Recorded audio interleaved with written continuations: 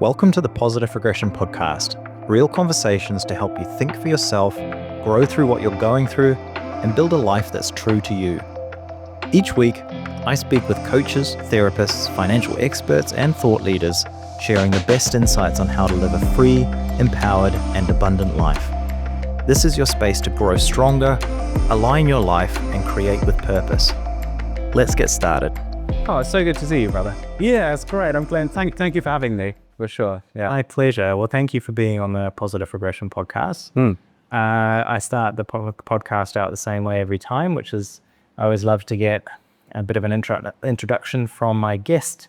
So let's start out with, you can perhaps tell the listeners who you are, what you do, and a little bit about what brought you to doing what you're doing now. Sure. So my name is William Sidgwick. I go by William. So this is something which I've been working out how to actually say what I am, because when you become a life coach, everyone tells you that you're not supposed to be a life coach. They say you've got to niche down. And I felt like that was disingenuous. And so I was kind of trying to force myself into a niche. And I couldn't think of anything, because everything I was like, well, it applies to all aspects of their life. So saying anything, and the nature of being a life coach is that they'll say that they're a gut health coach, for example, and then they'll actually cover everything as well within that, because that's just their in to somebody, and then they can talk about all of these different things. And so I kind of landed on the idea of calling myself a transformational coach, and that didn't fully resonate with me, but I was kind of like, I guess that's kind of closer to what it is that I'm trying to do. And the thing which I'm wanting to help people with is this journey that they're going on, this navigating through life. Yeah. And as I've started creating content, so jumping on Facebook within the last kind of month and a half, and then just having released a couple of days ago my 5th weekly YouTube video, like long form content, it dawned on me last night when I was in bed with my girlfriend. I was like, literally as we were going to sleep, lights off, going to sleep. And I was like, maybe I should call myself an authentic alignment coach, because it feels like, without kind of structuring anything, because I just start my videos, I just start recording myself and see what comes out of my mouth, really. Yeah. And I feel like everything is connected to that, both authenticity and alignment. And at the same time, isn't that what all coaching is? Isn't that what all therapy is? Like, it's all trying to lead you towards living a life which feels, like in alignment with who you are, and uncovering more and more of what it is to be you. Because that is what I figured the whole journey of life is, this journey towards discovering who we are. Like, there's the really famous thing that everyone has always said, like Gandhi and all these people, know thyself. Yeah. And that's the journey that we're all on. And that's the journey which I'm trying to share through the content I'm creating as well, is the journey of me learning who the fuck I am.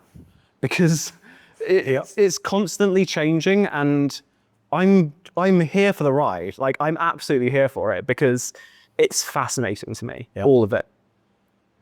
Does that answer your question? Yeah. I think I was going to ask you, what does alignment mean in this context? But I think you gave a really good example of what that is, being aligned, I believe you said, with who you are. Yeah. And this is a continuous discovery, and it's constantly ever so slightly shifting in terms of as our perception changes over time, as we learn new things and as we make new discoveries. And there are just constantly things that come up where, and usually through conversation for me, conversation is such a massive part of my life, in terms of that's mostly how I process. And I feel like everything is a version of processing, and processing is a word which I use a lot, in terms of, when I used to do lots of yoga, that was a form of me being able to process through things, like through a physical aspect of doing things. Meditation is filled with thoughts cropping up and dealing with them and trying to work through them and come to, I guess, a conclusion with them in a way. And yeah, and then conversations, and I use lots of conversations as if they're therapy sessions. So if I meet a complete stranger, I'll just be like, great, this is an opportunity for me to learn something new about myself. And it's there's a real selfishness in it. But this selfishness of like, this is what it is to be human, and the way I can connect better with other humans, not in like a monetary way, not in a way where I can take money from them, but just for this life, for me to engage with other human beings, I'm going to be better if I know better who I am. If I can unpack like my entire history. And that's really something which I feel I'm diving deep into right now in terms of looking back at my family, those foundational, formative relationships of those three people, my dad, my mum, my brother.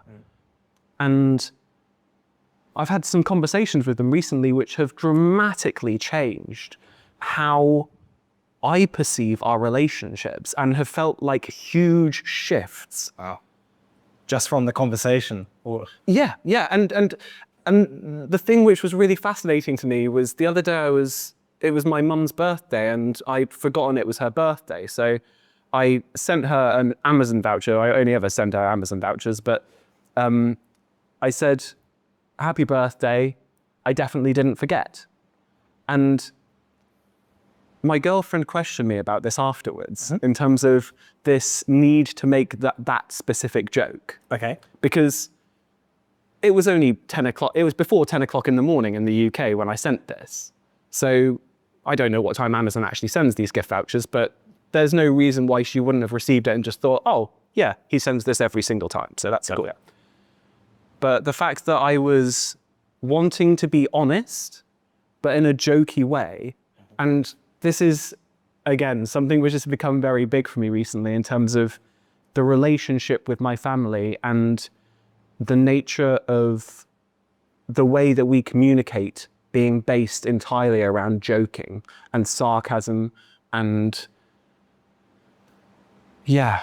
And that's something which I'm really kind of working through right now. Is that, I mean, so I want to before we jump into... Sure. There's so many things that you said there that were actually really interesting, and I'm sort of wondering which nugget to jump on first. I'll just go with the latest one, which was the sarcasm. Do you think that the sarcasm and that the use of humor in the way that you communicate with your family as the only way that you really communicate it? Not the only way, but the primary way. Yeah. Is that because there is a fear of real communication or connection, or why do you think that? Yeah. So again, I was having my girlfriend's been with me for the last like 4 or 5 days after 8 months of us being apart, which is fucking crazy. But it's so amazing to be with her again and to be able to have someone to express myself to. Yeah. And I was having I've had so many phenomenal conversations with her. Like, she's been amazing for inspiration in terms of like, fuck, I need to write this down. Yeah. But we were having a conversation yesterday about it, and the way in which I'm currently framing it is that because my dad went through the childhood which he did with physical and psychological abuse, it was as everything is, it was a defense mechanism. It was a coping strategy. It was something to protect him. Okay. And because my father is a more dominant force than my mother went along with it when their relationship started. So it was kind of based on this, I don't think I can put it into a better frame than sarcastic comedy, but sarcasm, making jokes of everything all the time. And then I suppose when my brother was born, that was the norm. And yeah, I've been on a heck of a journey, like by myself, with the relationship with my brother in the last year or so. There was... let's delve into that a little bit more about sort of where you've come from and what's drawn you to now being a Authentic alignment. That is the first word. Authentic alignment coach. Sure. And then I'm sure that your brother's going to tie in into that journey. So what has brought you to be doing what you're doing now? You know, we've talked about this off camera before. It'd be great for the listeners to have a little bit of a background. Sure. Because from my own understanding, I find your story fascinating. It's quite, I mean, I think my story is fascinating as well. I realize that's perhaps a narcissistic thing to say, and I'm sure that there is some narcissism within me. I think that's within all of us. Yeah, sure. But this is the moment I'm interested in. I would love for you to share Sure. your interesting story. I mean, it's definitely hard to say exactly where it started because obviously everything leads into everything else. Of course. But for me, I think the shift that sent me, as I've said for a long time, sent me on a new trajectory, but now I consider it just to be furthering the trajectory I was already on. But it certainly felt like a massive divergence from the path or the life that I was leading beforehand, which was, what was I doing? I used to do theatre, I used to be a performer, I used to do stand-up comedy, and I also was heavily involved with drugs. So marijuana in particular, I had, I don't know, you could say good or terrible relationship with, depending on how you're looking at it. Yeah, and I went to India just over a decade ago, so at the end of 2013, and I sat a meditation course, a 10-day Vipassana silent meditation retreat. And was that your first time really doing meditation? I'd never done anything like that before. So it was, and it's not something which I'd necessarily recommend for someone to go in blind to. But people certainly do. I'm not the only person that's done that by any means. But I perhaps watched one YouTube meditation video that was like 45 minutes long that maybe I listened to the first 10 minutes of whilst lying down in my living room or something. And then I was like, I don't care if this. But yeah, spirituality and all of that kind of thing had never been part of my life. After drama school, I read The God Delusion by Richard Dawkins and kind of became, I was just like, oh yeah, this is what I believe, and became this, I don't know, there was a militant atheist kind of sense to me. Like I remember I was working with this lovely guy and we were talking about films, and he said, at the end of our conversation discussing different films that we loved, he said, oh, I'm going to church tomorrow. And that instantly made me go, oh, you can now dismiss everything that he said about films because he believes in God, which is completely ridiculous, obviously. And that's not a view which I have now, but that was a view that I had then. So yeah, so coming to something, because the Vipassana is based in the Buddhist tradition. It's essentially Theravada Buddhism, essentially. It's taught by a guy called Goenka, who's been dead for about 10 years, for a little more than 10 years now. But it's all done through audio and video recordings of him. And you spend 10 days in silence. You don't have anything to interact with. So you don't have phones, you don't have pencil and paper, you don't have music, you can't read anything. You're literally just there to meditate. You can do walking around the garden or forest area in the breaks. And then you eat minimally a couple of times a day. Are there other people there that you see, or you don't see anybody at all either? There are other meditators there. They segregate it between men and women, but they suggest that you shouldn't make eye contact with people. And once you get beyond doing the first 10-day course or even into the longer courses, so they have 20 days, 30 days, longer courses like that. Once you get into those courses, it's recommended that you keep your eyes focused on a kind of 2-foot square around you. And don't raise your eyes to look at the sunset, to look at the moon, to look at animals moving around or anything. And for 10 days. For 10 days, for 20 days, for 30 days, I even did a 45-day silent retreat. But this meditation course just transformed everything for me. It was the first time that I'd really sat with myself. And I think I'd been searching for truth my whole life. I don't know if my whole life, probably my whole life. That probably is true. Yeah. Why not? And when I did that meditation retreat, I remember there were days when I was, or not even days, but there would be a moment when I'd be like, oh, I have to tell everyone about this. This is the most amazing thing I've ever done. And then a few minutes later, I'd be like, I'm not going to tell anyone I even came here. I'm going to pretend that I did something completely different for 10 days. So yeah, it really challenges deep belief systems that you hold and forces you to look at yourself. But I mean, yeah, I can only imagine. I mean, we put people in solitary confinement, the hardest criminals in the world in solitary confinement as punishment. And but like, yeah, no, that sounds good. Let's do that. But I mean, you said you know, when you were younger, you were a militant atheist. What drove you to sign up for something like that and go to India of all places and do really sort of jump 2 feet into the to the meditation space, having done none of the such in the past? What was I don't know. I feel like I've always listened to other people.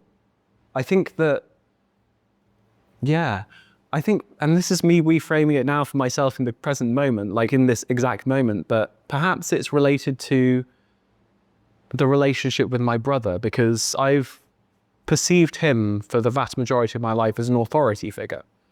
And he's younger than you, though. He's older. He's a year and a half older. And I even kind of considered him to be a dictator in some ways. And certainly, yeah, the authority in my life above my parents, because he was the one that was continuously with me. And he was trying to guide me through life. He was trying to say, hey, this is how we survive with these parents in this situation. And he was doing the best which, you know, he could do, having formed this idea as a 4-year-old or perhaps younger. And I guess it evolving somewhat over time, but being pretty much based in the fear that that young child felt by not knowing how to survive in this environment that he was in, and then seeing another version of himself coming into the world and being like, fucking hell, how is this kid going to handle this? I've got to protect him. See. And I realize we're going off tangents here. It's okay, it's about conversation. But this was something that came up in this conversation with my brother recently, was just the idea that, and I knew this, I knew that he was just trying to protect me. But did he say as much? I mean, a variation of that, I suppose. Yeah. So I feel like I was continuously listening out to advice from other people. So, and this has become more and more true over time. I think that I've become more and more open to listening, to trying to work out which way to navigate. Because that's what I feel like the fundamental problem is, like trying to learn how to navigate through life. Because it is fucking scary as shit. And sometimes it's amazing, sometimes it's exciting, but it can be really scary as well. Yeah. And there is no manual. I don't know how there isn't a manual. I mean, there are guidebooks. There is literally the manual by Epictetus, which is perhaps one of the best books ever written. But yeah, we're kind of, this is something which I don't understand about education. The fact that education has nothing about teaching you how to live a life. No. Education is, and I'm not saying that learning maths and English aren't essential, but after that, like, yeah, what else? How the fuck do you live? How do we deal with finances in the world? Like, how do we deal with all of this real life stuff that we're never taught about, and we're just kind of like plonked into the world and just like, yeah, figure that fucking stuff out now. You know, like now you've left university, now figure what the fuck you're going to do with your life. And even the more abstract things like finances, okay, good. That's sort of like you don't get taught that in school either. But even more like, okay, how do you deal with fear? You know, how do you deal with, not having a direction or or purpose. your relationships. Relationships, how do you communicate properly? Relationships build up our entire lives, and yet there's no course in school on, hey, this is how you overcome difficulties between people, how you communicate without bringing in too much emotion and all the rest of it. It's bizarre. So the meditation, that the 10-day course for you was this sort of, for you, and correct me if I'm wrong, this is a starting point for you to start to listen to yourself and work out for yourself what is the right direction, or? Yeah. So again, everything is so interlinked with my past. So my earliest memory is me sitting in my parents' garden, and they've got this beautiful garden with waterfalls and all sorts. And I was sat there on the steps next to a waterfall, playing with flowers or something like that, singing to myself. This is my earliest memory. Maybe I was 2 or 3 years old. And we had an embankment, which is like a man-made hill where you have train lines running across. Yes. So we had an embankment in our back garden. My brother was coming down from the top of that, and he was shouting for me. He was like, "William, come here, come here." And I was like, "La, la, la, la, la." And he was like, "Come here, come here." I was like, "Oh, okay." And the way that I framed that is that was me connecting with nature, connecting with my nature, and also connecting like with the earth and the world and energy, frequency, whatever you want to call it. And then that was my brother snapping me out of it and saying, "I need you to do this. This is an expectation. This is a demand. I'm a dictator." That's how I've kind of framed it. And I realized that he was a child. He had needs. He had desires. He wanted to play with his brother. But the way that I framed it for myself is like that. And I feel like the first Vipassana course was like a reverberation for me to come back to that. And I think that's probably what struck me so hard when I did that first course, because I came out of those 10 days not knowing how to meditate. I did not, my brain wasn't ready to take that information in. Right. But I came out of that course with something that had shifted deep inside of me.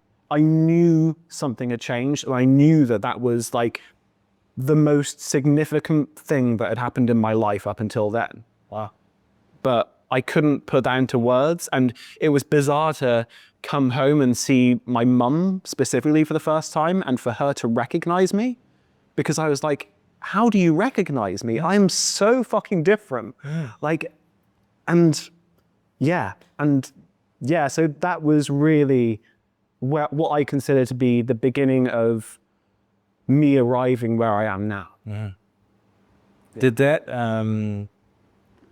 that whole thing about being recognized and the people that we know and their perceptions of us, did you find after going through that transformational experience, feeling like you were a different person or something had fundamentally shifted in you, when you were then surrounded by people that knew you, quote unquote, as the previous iteration of William, did you find that drew you, or you had to resist the temptation to fall back into that previous or that older version of who you were? I think that's natural.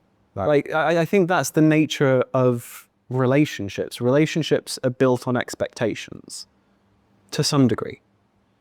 And especially those fundamental relationships, the ones of which have seen you from the beginning, of course they're going to have a perception of you.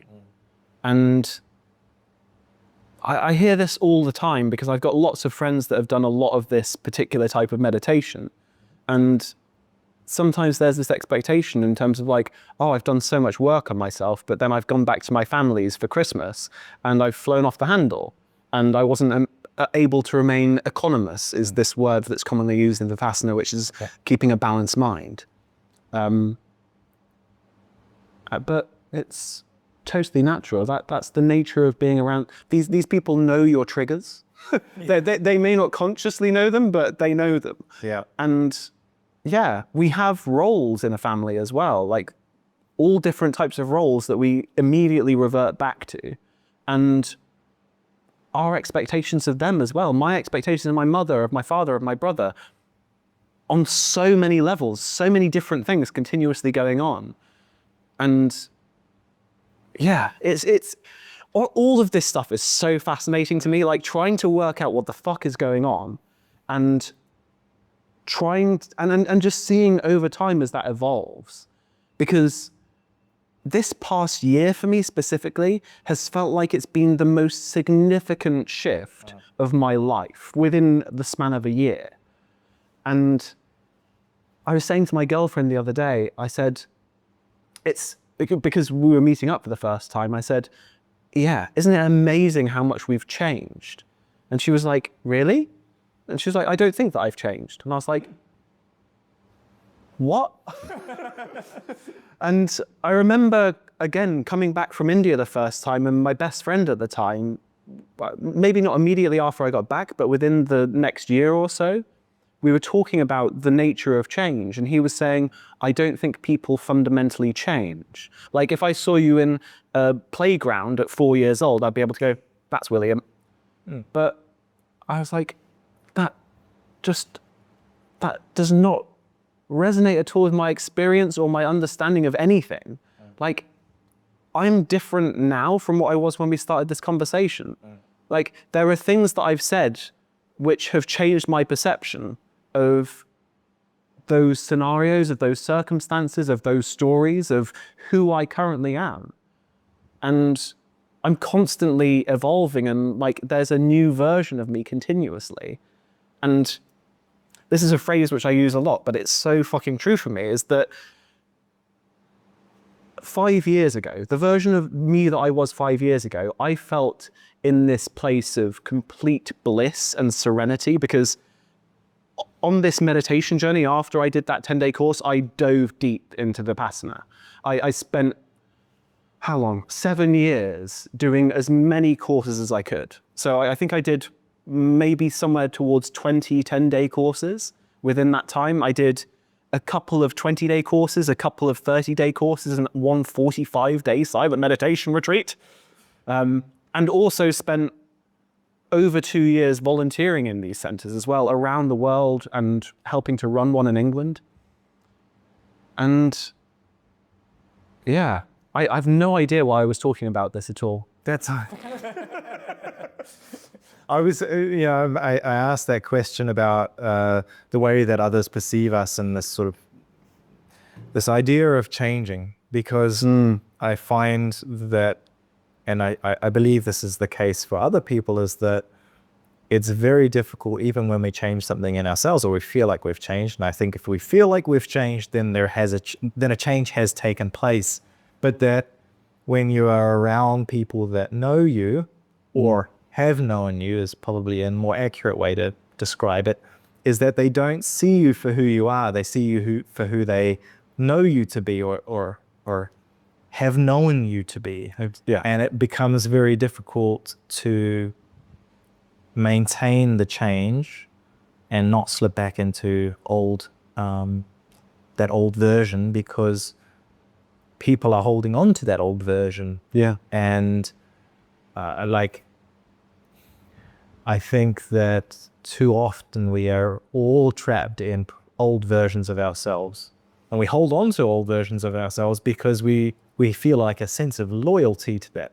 Yeah, and it's not, this is absolutely, I couldn't agree with you more. And for me, something which I felt like I came in contact with the idea of a few years ago is this idea that whichever persona you tear down, so there seems to be, I mean, my understanding of spirituality as most people perceive it is this desire to destroy the ego, like to tear that down because that's evil. The ego is evil. Let's tear it down and destroy it. But the ego is essential. The ego is the thing that keeps us alive. Okay. I think. It's okay. Go into that. Yeah, sure. So the nature, how I perceive my evolution is that there'll be certain times, and this will happen over a course of a couple of days usually, I'll find myself in one particular energy.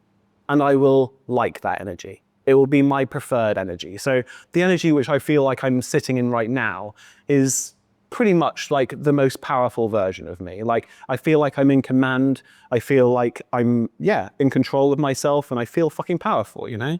And I feel strong and positively charged. But part of me has attachment towards that, okay? Because that's a preferred state. And we all do this. We all have preferences. But the thing is that because it's a preferred state, that part of me wants to hold on to it. So even when this energy has passed, it's like, oh, but this is the good energy. This is the place where this circle is where you're supposed to live in order to be at your best. So when you're outside of that circle, you're not at your best anymore. So try and remain inside the circle even if you don't feel like it. And then after a couple of days, maybe I'll fall out of that circle. But there'll be part of me that's still suggesting that I'm in that circle and still saying, no, you've got to live how you lived before because that was the best version of you. But it's actually, you've fallen out of authenticity because you're trying to remain somewhere that you're not anymore. And it's this, and I know that this is bantered around a lot, this idea of toxic positivity. And like the idea of like good vibes only, it's like, that's fucked. That's a fucked ideology because that's not what the human experience is. The human experience is fucking everything. It's such a huge spectrum, and we can dive into this in a moment perhaps, but I've personally gone through like horrendous depression, like suicidal, existential crisis, heavy, deep depression, and multiple times where it seemed like I just kept on going lower and lower and lower. And now I'm so grateful for that because it has broadened the spectrum. Life is now in Technicolor compared to what it was before, because before there was a very narrow view that I was seeing. And now there's all of this that's opened up. But that also means that all of this opens up as well because there's always a polarity. Absolutely. Yeah, thank you. Yeah, sorry. No, yeah, absolutely. Yeah, so by opening yourself up to the negative emotions, let's call them by what everybody knows them as, negative emotions, the deep depression, that's also opened you up to other higher levels of joy and bliss. And I think so. I think so. And also, for me, it's become so essential. And leading back to your original question, how I've come in contact with this kind of work, I wouldn't have come in contact with this kind of work had it not been for that, had it not been for me going through those hard times. So I'll just quickly draw back to kind of paint this picture a bit more clearly, because I was saying earlier about diving deep into these 7 years of doing this intensive meditation life and I was talking about the idea of being in the state of bliss and all of this kind of thing. And I'd removed so much from my life at that point. My life was meditating, walking, sleeping, drinking, bathing. drinking water. Water. Yes, to clarify. Yes, yeah. No, I've Alcoholic meditator.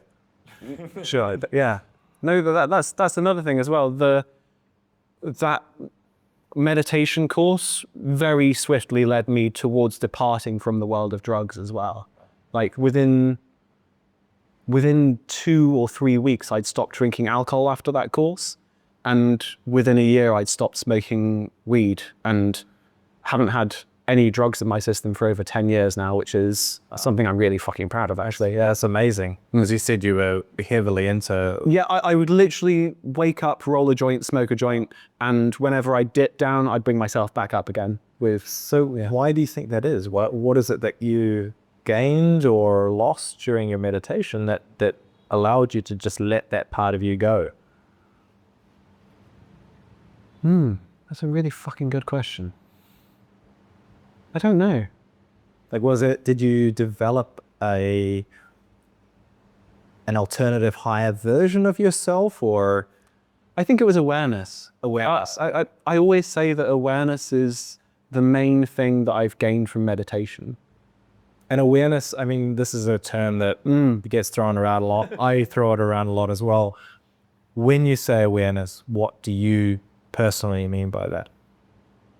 Just literally being aware of things. So first of all, being aware of what's going on inside of my body in terms of Vipassana is based in the world of sensations. So it's not about trying to put labels on things, but just trying to come in complete contact with your body. So to feel movements of everything, and everything is continuously moving, like we are made up of energy. And the more and more time that you spend on this, and this is the nature of meditation in general, the more time that you spend doing, well, not just meditation, anything, the more time that you spend doing any one thing, you are going to get gradually better over time. Yeah. And the nature of it is that, the way I'd say it is that it unlocks your body. You become more and more aware at deeper and more subtle levels of what is taking place inside your body. So at the beginning, it's really common to experience loads of pain. People talk about this all the time, especially people doing their first 10-day meditation retreat, because they think that the silence is going to be hard. And everyone says, oh no, the silence was easy. What was hard was trying to sit down for that long. Like I had so much pain in my back, pain in my legs, and they ask you to sit for, there are specific times where they want you to not move for the entire hour. And I mean, in the West, we've never sat down cross-legged since we were 3 years old. So, and you don't have to, but most people want to, because that's the meditation aesthetic. It is, there's something about it, it just looks good. I don't think there's something about it that just looks good. I think there is something about it energetically that also serves you as a meditator. But yeah, it causes a great deal of pain on your legs in particular, or for me anyway. And then over time you overcome that, and then you become aware of all of these different things going on inside your legs, all of this movement, all of this continuous like fluctuation and flow and tingling and all sorts of things. And it comes to the point where you literally just experience the entire body as just a vibration, just constantly in flux, constantly in flow, just like this free flow of just vibration. And it's blissful, you know, it's something, again, which you can then create great attachment towards. And that's one of the kind of traps that you can get stuck in. Yeah, again, I've led myself down a path which I don't know how to come out. So yeah, you know, that's great. We were talking about awareness and hey, is that being lovely? That being what led you to be able to let go of your drug and alcohol habits? There was a big, spending those initial 10 days on that course, it brought up so many questions. There was so much stuff that came up. Like all of these memories just came flooding into me from my entire life of things which I hadn't thought about since they took place, of things which I felt guilt over, shame over, excitement over, passion over, all of these different things.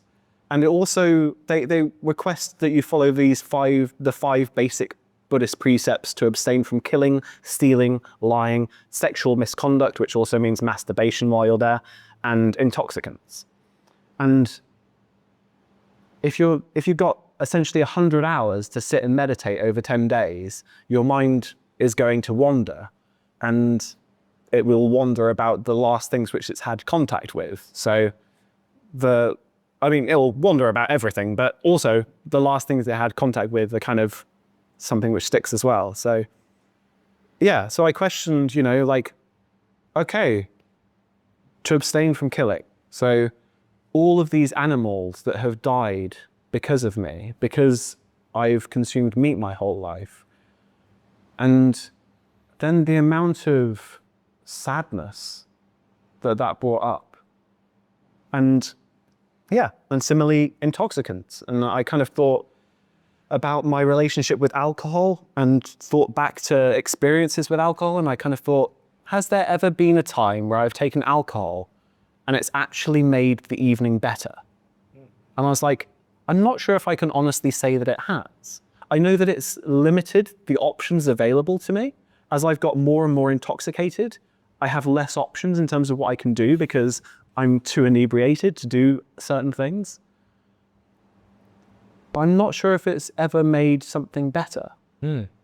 And that, stuck with me for the next 2 weeks. And I remember I was sat on, so I did that Vipassana course at the beginning of December of 2013. And on New Year's Eve, I was sat on a beach in Kerala, or Gokana in southern India, and had some dark rum. And I was drinking it at about 6 in the evening or something. And I just kind of thought, I don't think I like this anymore. Maybe I'll try and, make a New Year's resolution that I'll go without alcohol for the year. And yeah, and then here I am 11 years later. You haven't drunk any alcohol between then and now? No. Good New Year's resolutions. Yeah, if one that worked. And yeah, I also took LSD shortly after that meditation retreat as well, which again wasn't something I was seeking, but I was with friends in Goa and they were keen to do it, and I was like, sure, I'm open to the idea, but I'm not like that fussed, but yeah, if it happens. And that experience was transcendental as well. And why? What happened? Gosh, what didn't happen? So I think it was this deepening of connection and this absolute change of perception. Because that's what drugs do. They change the way that you view things. Like for me, weed was something which allowed to remove my anxiety. It was like, oh, don't worry about anything. But that also led me to not really do anything for the entire time that I was smoking it for. Like, not, yeah. It's weird because I'm really grateful for everything that's happened in my life for me to arrive where I am now. And I realize that if anything had been different, then I may not be here. I could be in a completely different place. But there is still a sense of wasted time when I think back to my time with weed. And I'm sure that I had a lot of laughs. Like I had some great times with friends, but it does feel kind of wasted. There is some regret still lingering there. Yeah, and so weed really sort of pulled your energy down, and that had its benefits, but didn't pull my energy down necessarily. Like sometimes it hyped me up, and sometimes I had a lot of fun.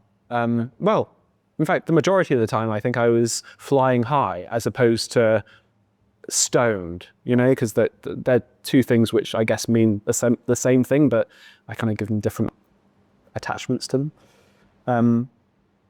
But the LSD was... So it was like I was reconnecting with nature again. So I remember feeling like I was breathing with the leaves. I felt this connection to everything around me that I could feel in my body.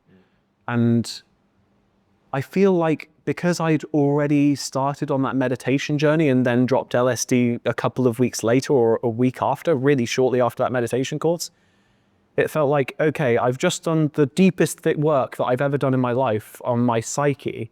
And now I'm going to take this drug, a psychedelic, which literally targets the psyche.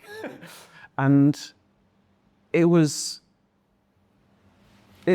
genuinely is hard to put into words because it just changed everything. Perception of everything was completely shifted. Time, space, everything just looked completely different. I perceived things completely differently, and it was a day filled with so much love.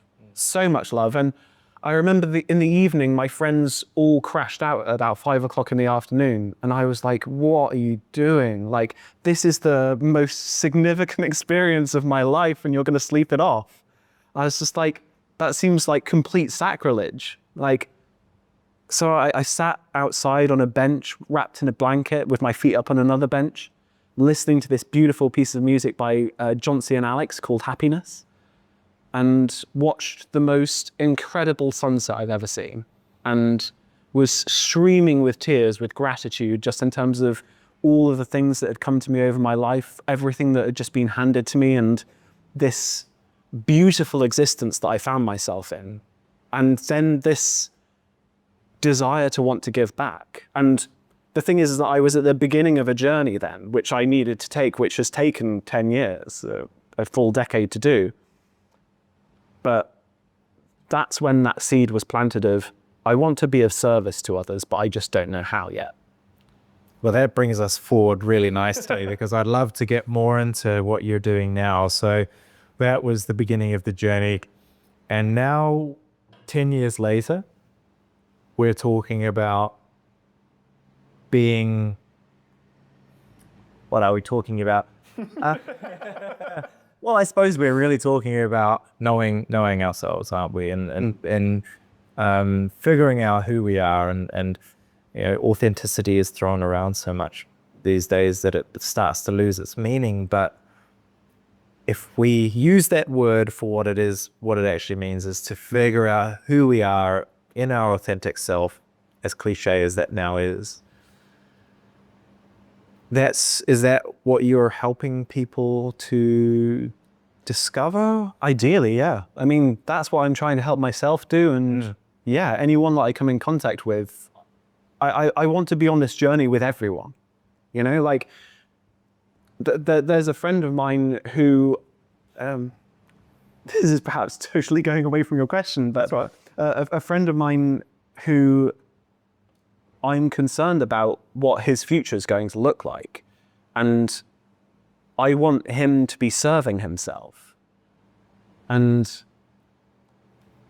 I think it's hard to find, because relationships only last if it's worthwhile for both parties. Everything on some level is a transaction, I feel. Mm-hmm.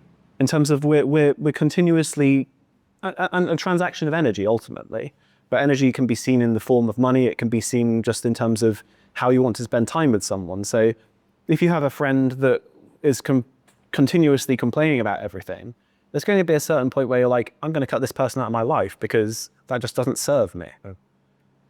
And similarly, we'll only keep in contact with people that we feel feed us as well, like people that nourish us. And yeah, it feels like a more of a mutual give and take. Absolutely, it has to be mutual. Yeah.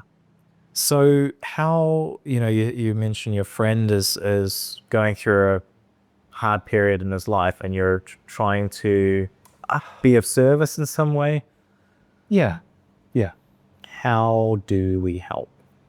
How do we help people that are, and this, I'm always wary when I phrase questions like this or say things, how do we help people? Because it sounds so presumptuous or arrogant somehow. It's like, how can I help somebody because I've got it all figured out? But that's not the best. So yeah, and that I think is something which is the general perception of what a coach is. When someone says they're a life coach, people go, how the fuck does this person know about life? But a good coach doesn't tell you how to live life. They ask you how to live life. Like that is the one thing that makes the difference between what a teacher is and what a coach is. And that's also how a therapist works. If they're a good therapist, is they don't give you the solution. They are there as a reflection, a mirror, and someone to draw out of you the answer from you, to help you come up with the solutions that you already have inside you that you just haven't brought your consciousness. Yeah. So that's how it's still very abstract. How do we it's learning how to help them help themselves. Yeah. And they can only do that if they want to. You can't force somebody to help themselves.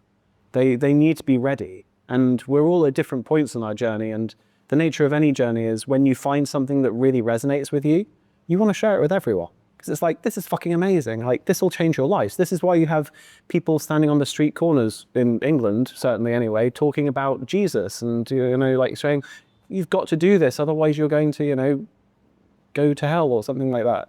And it's not, they have the best of intentions, those people. They want to help you because this thing has changed their lives. They feel so passionately about it. They want to share it. And that's such a beautiful thing. But yeah, it really comes down to whether the person is ready to do work on themselves. And then it's about finding somebody that resonates with them, that they believe can help them. Because ultimately it comes down to belief, conviction, and desire. Yeah. If someone wants to change, if they're ready to change and they want to change, and then they're willing to do the work, then great. I mean, you could really do that with anyone. I mean, they could find anyone. They could find the worst coach in the world, and that would help them in some way. Even if it's just for them to go, they're terrible, I'll find a new coach, or I'll learn how to be a coach myself. Like, whatever it is, because the world, certainly here in Da Nang, we're surrounded, everyone you meet is a coach. Yes. And it's kind of like, oh God, not another coach. But at the same time, it's like, this is such a cool world that we're coming to live in. One where we're helping each other to try and level up. And fuck, that's so awesome. Like, that's something which gets me super excited. Like, if I think about a university in 10 years' time, and instead of them lecturing about something, they're coaching. Like, if, like primary school, sure, let's stick to English and actually teaching, because I've heard this idea that you teach a child until they're 7 or something, and then from 7 you start coaching them. That's the idea of what supposedly the perfect parent is: a teacher, a coach, and then a peer. And yeah, like, imagine secondary schools and universities that just have actual coaches. And I mean, like, the best coaches, and obviously based in particular subjects if they want to focus on subjects. But why niche down in one subject when everything feeds into everything else? Yeah. And it's great if you want to focus on one particular thing, but I find everything so interesting in the way that it all interlinks. And I don't know, maybe there are courses like that. Probably there are liberal arts courses and some description like that, but I think it's the intention of the person that's leading. And certainly, because you don't have to call yourself a coach in order to be a coach. It's an aspect of so many different things. Like, this is why lots of teachers are so good when they transition into becoming coaches, because there are so many fundamental things that they're already doing that feed straight into it. Yeah, well, the guy that I just had on the previous episode of the podcast that I recorded, he came from teaching background and is now teaching/coaching in that field, but without all of the other sort of negative side of the formal education system. And yes, he's able to help people specifically sort of draw out of them what they have inside them, rather than going, here's the formal knowledge, consume it, and then off with you. Yeah, and that's the key. It's about trying to nourish people and getting them in contact with all different parts of themselves, because we have so many different aspects of us that you're familiar with Internal Family Systems by Richard Schwartz?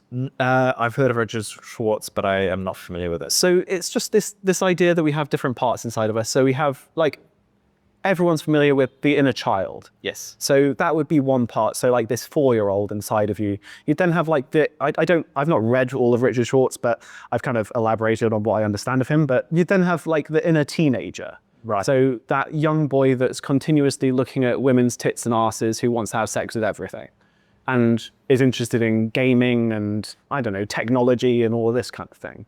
And then you have the adult, you have the inner critic, you have all of these kind of, I mean, all roles in a way are also playing this role of protector. Like, everything is trying to protect you in some way. But something beautiful, which I heard when I was listening to one of Richard Schwartz's books, was talking about how when we have this certain part that comes up, like the inner critic, and it says you're a piece of shit, we then have this numbing part that comes in. And it encourages us to watch Netflix, to eat junk food and things which don't serve us. And after we've been doing that for a period of time, the inner critic pops back up again and goes, look, I told you you're an asshole. Here's proof. You're wasting your body and you're destroying your mind with what you're putting into it and what you're watching. And then that protective mechanism comes in again and is like, no, oh God, watch more Netflix. Yeah, and this can be a really negative cycle, yeah. And yeah, so I suppose like the journey of self-discovery, for want of a better term, is to start to understand those parts of ourselves in a... Absolutely. It's essential. That it's everything is based around language. We need to have the language in order to be able to formulate this stuff. Right. Like in order to gain clarity over things, I often suggest that my clients write things down. So if you're, this is a great example. If you're looking for a partner, if you want a romantic partner, what is it you're looking for? And no one has a fucking idea. They're like, I want someone that's obviously pretty and lovely and sweet. And yeah, and maybe they'll have a few more adjectives to describe them with. But it's kind of like this fog. It's like this foggy thing in their mind. It's kind of like, oh, it's something like that. Whereas the moment that you take the time to write it down on a piece of paper and to actually kind of start writing down a list of, I'd like this quality, I'd like this quality, I'd like this quality. And then you can cross things off and you're like, actually, that isn't something which I want this. But gaining that clarity is so useful. And clarity, again, I think comes with awareness, harkening back to what we were saying earlier in terms of awareness brings more clarity, which brings more awareness, and they just feed into one another more and more and more. And again, on any of these journeys, it's similar to learning anything, but as you do this work into yourself, into understanding these different parts of yourself, you then get more awareness, more clarity, and you can then kind of understand, and this is what I feel I'm trying to do. And in the YouTube videos, which I'm currently producing, I'm trying to share my experience week by week in terms of, this is what I've been processing this week. These are the insights which I've come to in this last week through conversations that I've had, through meditation, through all of these different mediums that I use to process. These are the things which I feel like I've gained clarity over, and I'm trying to, it's a constantly shifting picture. It's like a Picasso picture that's just got all of these abstract shapes continuously moving around inside of it. But that is the most fascinating thing for me. Like I'm fascinated by understanding what it is to be human and what the fuck it is to be me. Like what is me? Yeah, because there's just, when you start to, and this has been my experience as well, is like when I've started to actually be more aware of what's going on in myself, it's like I constantly am reaching, and I'm not an expert meditator or anything like that, but every time I spend time to understand myself, it's like I reach a deeper or a new understanding or a new level of who I am. And I think a lot of people, what saddens me is that most people, or a lot of people out there, are living life on a shallow understanding of who they are, and a shallow understanding of who the people are that they're surrounded by, not realizing that there's so much depth to themselves and to everyone that they're surrounded by. And I think that's why, coaches, and especially in, for example, the niche that you're in, are so valuable. If people have enough insight to recognize that there's more to them than they currently believe. Exactly. I mean, there's this really common phrase used in the coaching world, which is limiting beliefs. Yes. And I like to frame it as stories. I'm an absolute lover of Yuval Noah Harari, and he talks about stories all the time. And yeah, we have these stories which we believe are true, and we're so attached to them that we're then going to live our lives in line with those stories, because that's what we base ourselves on. Now, going back to like the persona thing, which we were both talking about at some point earlier in this conversation. It's these things which we just believe but don't serve us. And it's working out, what beliefs do I need that would serve myself? And I think that that's something which is really hard to do by yourself, particularly at the beginning.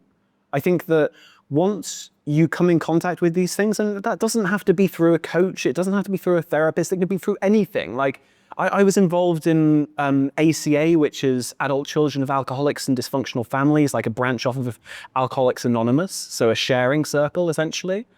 And we're both involved in a man circle here, and man circles are essentially just an evolution for me of what that was in terms of an opportunity to share. And I know specifically from my experience with my parents and my brother that they don't really do that. They don't really have any outlet for that. And so don't have any capacity when I engage with them in that way, which is on one level very deeply upsetting for me because I want to have that kind of connection, that kind of communication with them. But this is why I'm so excited as well about everything, is that this is such a huge thing. This is what everything is based around now. Like podcasts on the whole seem to be based around this idea. I mean, sure, you have like things like comedy podcasts and stuff, but I think they're fairly by and by compared to things which are about development and understanding the human experience. And that's awesome. Like if that's a trend, what a great trend. And if we learn more and more about what it is to live a life, I just think that's so beautiful. 100% agree. What it is to live a life. Yeah. It's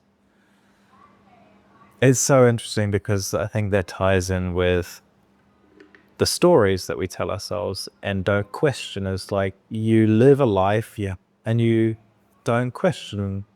And then that's the great, that's what a coach is there to do for you, or a therapist potentially. I'm not really sure. I've never had a good therapist, but I've had I had an amazing life coach, and she's the one that after I was doing the ACA group, the support circle, that led me to my life coach, who was the person that brought me in contact with all of these things and opened up this world, the world of self-love, ultimately. And it's something which I'd heard for years. And part of the Vipassana training or courses is metta bhavana, which is loving kindness meditation. And I knew I was supposed to have love towards myself. I knew that would be a useful thing. I just didn't know how the fuck to do it. I could very easily have love for other people, even people that I didn't know, just imagining like every human being on Earth, imagining all the animals on Earth, and even insects. It was very easy to feel like this sense of love towards them, this like overwhelming compassion that would just flow out. But to turn that back towards myself was so difficult. And I think this is such a common thing. We are all our worst enemies. Yeah. And we all need to be our best friends, because it's about how we can serve ourselves. And we're not going to serve ourselves living in this place of the inner critic and letting that become the inner authority. And this is true, I'm assuming, for almost everyone. The fact that they're living in this scared 4-year-old, this like inner child that's just like trapped in a corner with this massive fuck off demon ghost thing, just like casting over them and just saying, fuck you, stay in the corner. It's only safe there. And so, yeah, I don't know, but I don't want to say that people live in boxes, because I think that I very much had that belief about 5 years ago. And I think that so many people now are discovering things through different channels. And again, that's something which I think is so beautiful about the world that we're currently living in, and hopefully the world that we continue to live in terms of with the advances of AI and things like that, which again are fascinating to me. I'm just intrigued to see what the working market will look like in 10 years for people. Because I know people that are even using ChatGPT as their therapist or their coach.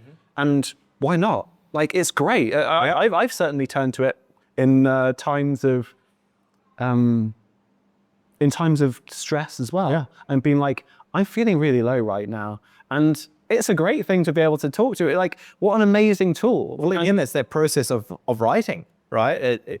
I mean, you're having to put the inputs in, so either you're speaking to ChatGPT, but most of the time we're typing. But it's that, and writing is thinking, and people don't really get told that often enough, but writing is thought. And so you're by writing it into something that then gives you a response, you're thinking through your thoughts in order to put it in there. I mean, making it concrete. You're making it concrete, but then you're getting feedback on that, and then you're having that sort of, it's an ability to externalize the internal thought process, isn't it? Because you can wrestle with these thoughts in your head, but often when they're in your head, you're not able to sort of move on. You just kind of you're trapped. You're trapped because you've given so much authority to these things. Yeah. Like the inner critic, even now, like there are times when I get fucking swept under by it.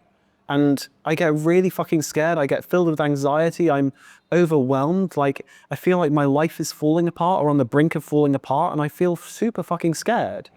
And I think there's always this desire to push that away instantly. But more and more over time, I'm coming to accept that and just trying to be like, okay, how can I just sit with this? How can I process this? And journaling is fucking amazing for stuff like that. Having conversations with other people, regardless of who they are. Like it could be a stranger in a restaurant. Yeah. And yeah, just, meditation, like all of these tools that I was talking about in terms of using to process. Yeah. And the list of tools that you can use to process are endless. And there's so much fanfare around all of them now in terms of like journaling and stuff like that. It's fucking amazing. Yeah. It's so great that we have all of these things at our fingertips. It's just about taking that first step, which is the really fucking hard thing to do. And it's so true for me in terms of recently, in terms of, I've not been on Facebook for almost a decade. And I've started to, try and advertise my business through Facebook, and then moving on to YouTube as well, and filming myself and sending it out into the world is so fucking daunting when you start. But once you've started, it then becomes easy. It's this old thing of the impossible becomes possible, the possible becomes easy. And it's just about doing something. It's about taking the action that you think would serve you best. And Alex Hormozy has this fucking wonderful thing, which he said, where he talks about the idea of how he lives his life as if he's writing a story, and he thinks, what's the coolest thing what's the coolest decision that character can make right now? What's the coolest, next step for this story? Right. And I think that's such a great idea, but if you bring it back to its most basic sense, what action can I take which will best serve the future version of myself? I really love this framework, the idea of how can I pay it forwards to myself? Because then you've got this beautiful double arc of love going forwards and gratitude going backwards. And yeah, I think also on top of that, because people that are really sort of stuck don't know, they've got a whole plethora of things that they could be doing, and they know that they should be doing. And a lot of the time we think, well, we have to have the perfect first step, or we've got to find we've got to find the best thing. It's like, well, if you're not doing anything, then anything that you choose will be better than nothing. Absolutely. And so if you're feeling really stuck, then sometimes it's just to pick something. Just decide. Make a decision, try something. That'll be enough to get you unstuck. And then you might find, okay, well, actually, that's probably not the best way forward, but at least it's helped you move. And once you're moving, then you can start thinking about better ways. Absolutely. It's about gaining momentum. Yeah. And this is something which doesn't exist in deep depression. And that's really the fucking killer of depression, is this. And Stephen Fry sums it up best in terms of the idea that depression tells you this lie, that life has always been this way and will always be this way. And I've butchered that quite a bit, but he essentially says this. And it is so true. This belief that when you actually lose hope, when hopelessness actually exists in your life, I don't think there's anything worse than it. Because, again, You are the only person that can help you. It's believing that everything's pointless. Yeah, it's the belief that nothing's going to help me. No one and nothing is going to help me. So what's the point in doing it? It's not this is shit. It's this is shit and it will always be shit and it will never get better. Yeah, and it's such a fucking lie. Yeah. It's the biggest lie, but you can't not believe it because you are stuck. You're absolutely stuck. And the one thing that would help you is to take action. And that's the one thing that you're the least likely to do. So we just had a bit of technical difficulty. We're back now. One camera down. Yeah, so where were we? We'll wrap up, but just to polish off that last point. We were talking about depression, and we were talking about the lie that it tells you. Yeah. And the difficulty of helping someone want to help themselves. Yeah. Which, Is there a way of getting somebody to want to help themselves? I mean, I haven't found it yet. I think, yeah, I'm not totally sure.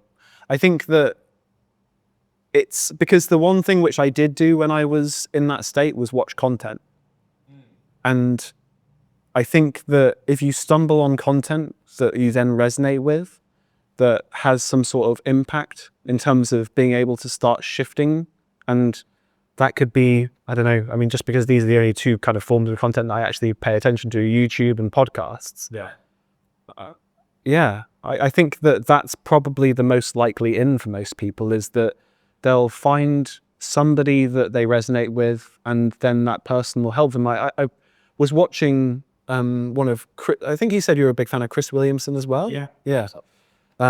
I was watching one of his videos recently about one of the gigs that he did, like a live gig he did in England somewhere. And the audience would come up to him afterwards, and so many of them said, "You saved my life. Like, I was going through such deep depression, I started listening to your podcast and that was it." So I think that this is the first step. I think that listening to things like this, watching certain YouTube videos or any other kind of content, TikTok or other things, like, yeah, you will eventually, hopefully, find something that will give you the encouragement or inspiration or the momentary belief that something could change. Because I remember after spending time with my life coach and then heading out to India some months later, I then wrote a letter to my auntie, and I said in it, "I have hope." And when I wrote those words, I just stopped and welled up with tears. And I was like, shit, I hadn't realized that that was true for me until that moment. And yeah, and this was after spending 1 hour a week for 7 weeks with my coach. That was it. That was my initial interaction with her. I speak to her now as well, but that was the initial block. And then I went for a couple of months without talking to her to kind of process. But it's amazing the amount that talking about stuff can help shift things. And a really fucking good coach can transform so much for you. They can continuously reframe things for you into frames that actually serve you instead of ones that put you down and put you into a box and make you look small. But instead ones that encourage you to actually move into a life that is in full service of you and actually is what you want in the world. Yeah, I suppose sometimes we just need someone to believe in us before we could believe in ourselves, and I guess that's one of the roles that a coach sometimes fulfills. Yeah, but I don't want to just kind of say it's just coaches, but it's everything. Like, just I really recommend for so many people as well to join some sort of support group, something where you're in a circle where people share what's going on in their lives, because it's so grounding. It makes you feel so much less alien.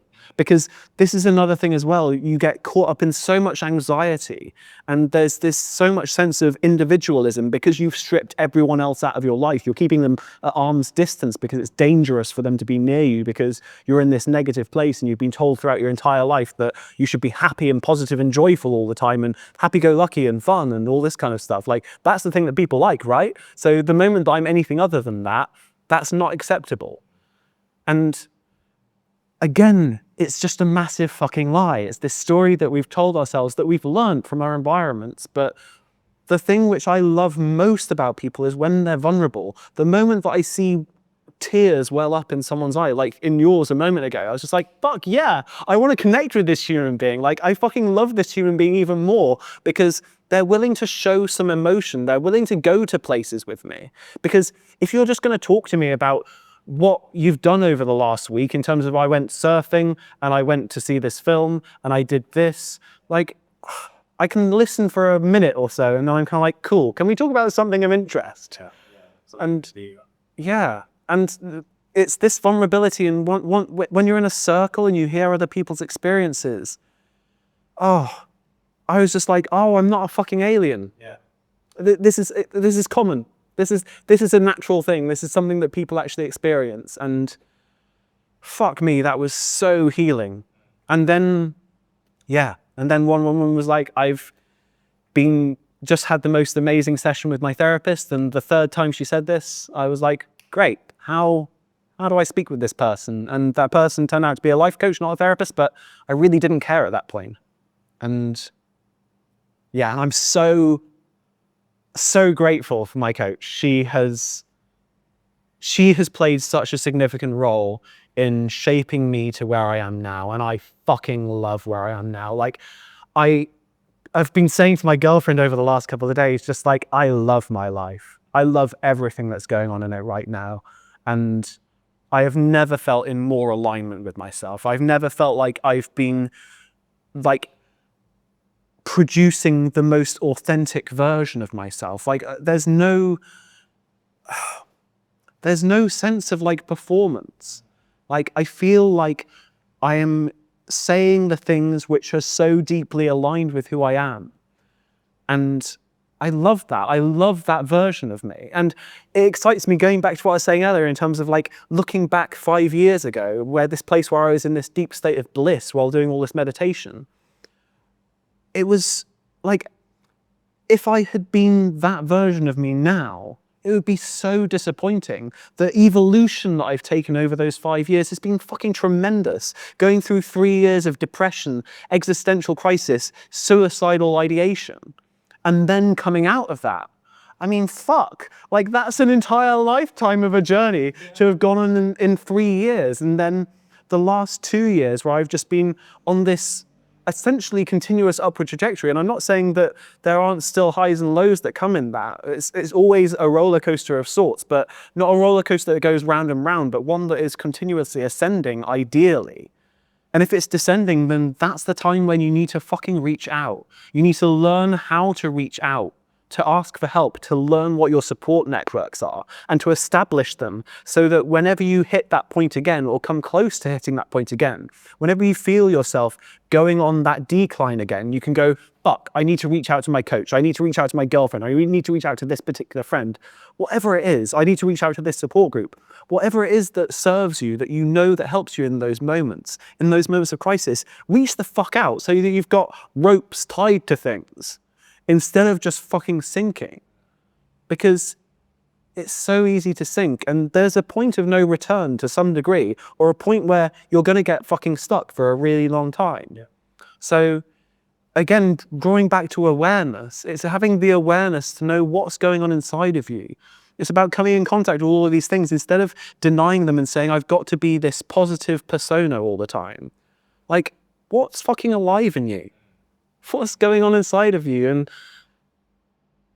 yeah, and leading from there. Beautiful. It's beautiful. Before we wrap up, we've talked quite abstractly about a range of different things. I do that. I talk straight up in abstractions. As do I. And part of my attempt to to give people something that they can actually take away and apply in their lives, after each episode, I ask, now that's a new thing, each person that I interview, if there's one thing that they could, one skill, one framing, some piece of knowledge, one thing that you could give them that they could take away and put into action in their life in some way, shape, or form. Do you have something that you could give them, and what would that be? The first thing which I would say to anyone is try and establish what your values are. What's important to you? Because we all know what's important to us. And again, the idea of writing it down on a piece of paper, making a drawing, whatever resonates with you. But working out what's really important to you and then trying to start shaping your life around that. Because it's so easy, and we're both in very privileged positions because we've moved away from this archetypal life, like the status quo. And I feel like there is a big shift happening with everyone, hopefully right now, or the majority of people that are kind of realizing that this is something. I think COVID was really useful for this, for people to see this doesn't really serve me. And there are other needs which I have which aren't being met right now. So how do I meet those needs? And I don't know, in some very esoteric way, I feel like COVID was this spiritual awakening that was kind of needed for the world. And yeah, it's the thing which led me to my suicidal depression, of which I'm eternally grateful for now being on the other side of it. But yeah, work out what's important to you and then start taking action towards getting your life in alignment with your values. Like, it's really simple and really fucking hard. Yeah. Which is the nature of everything that's important in our lives. It's really simple and really difficult. So it's about finding the support that's going to serve you, and that's different for everyone. Well, for people that might resonate with you, where can people find more of what you're producing? Your YouTube, you say you're putting videos out on YouTube. I watched some of them and really enjoyed them. What's your YouTube channel? Where else do people get in touch? Sure. So my YouTube channel is under my name, William Sidgwick. I also have Facebook where I post articles, and medium.com where I also post articles there, all under William Sidgwick, my name. And then my website is called followwhatresonates.com. And I'll put a link to those in the description of the podcast episodes, so anybody who is interested in learning more about what Will does, maybe also to speak to you about some coaching, or to just get more information. yeah, I mean, all I want to do in this life is to serve others. Like, I want to provide value and service for other people. And if I can in any way, then that makes my life even more beautiful. And yeah, so yeah. There you go. Yeah, ask for some shit. We'll give it to you. But no, that's beautiful. I really appreciate our conversation. I'm sorry that we've had a few technical difficulties along the way. But yeah, I'm sure that the listeners are gonna take some really useful insights from the conversation. And again, if you want to learn more from Will, he's got his YouTube, again, link in the description. And I'd really recommend it, because there's some, we didn't get to a lot of subjects today, but I know that you talk a lot about things that are interconnected with the general theme of our discussion on your YouTube, and also a very, I say, authentic way. I mean, it's Mind way, perhaps. my idea behind my YouTube channel is just essentially to be using the listener as my therapist. For me, just to talk to them about what I've processed through, in the hope that it will open their eyes to seeing what it is to be authentic in the world. How can we just remove as many filters in front of us as possible and just talk to everyone? Well, it's like what you talked about being in a circle, like a men's circle, where people are sharing by somebody else sharing what they're processing, good or bad, or let's not label it, but by their opening up and being vulnerable about what's going on for them deeply, we're able to then explore what's going on for us as well, and to feel like we're connected and not alone in our struggles. You know, you and I go to the men's circle, and I had to find that incredibly useful as well. And people will no doubt from your videos also hopefully resonate, and by you opening up in the way that you do, hopefully that will encourage others to explore those same things. That's my hope. That's my hope. I spent a decade trying to work out how I could be of service, and I figured the only thing I have to really share is my story, and yeah, and how I frame things and my perception of things, and if that resonates with people, then great. And if it doesn't, great, cool. I'm not for everyone. That's a great thing. There's plenty of people out there who are applying somebody who resonates. Absolutely, yeah. Thank you so much for coming. Joel, it's been an absolute joy. Yeah, it really was. And yeah, links in the description below. Thank you. Yeah. Cool.